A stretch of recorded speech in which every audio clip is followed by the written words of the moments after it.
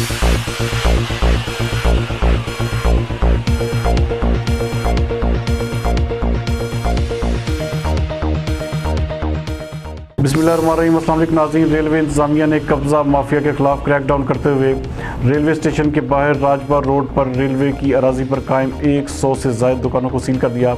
हमारे नुमाइंदा खसूसी गुलाम दस्तगीर हैदर के मुताबिक इस मौके पर मुतासरीन ने सख्त एहतजाज किया।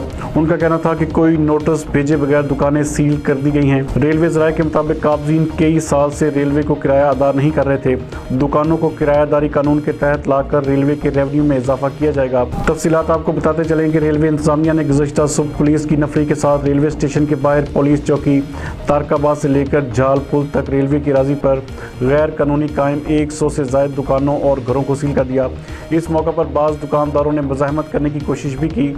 रेलवे ज़राए के मुताबिक दुकानदार कई साल से महकमा रेलवे की बजाय प्राइवेट अफराद को दुकानों का किराया अदा कर रहे थे। अब इन दुकानों का कब्जा छुड़वा कर किराया वसूल करके रेलवे के रेवेन्यू में इजाफा किया जाएगा। दूसरी तरफ मुतासरा दुकानदारों ने दुकानें सील किए जाने पर सिटी टर्मिनल के बाहर रेलवे इंतजामिया के खिलाफ एहतजाज भी किया।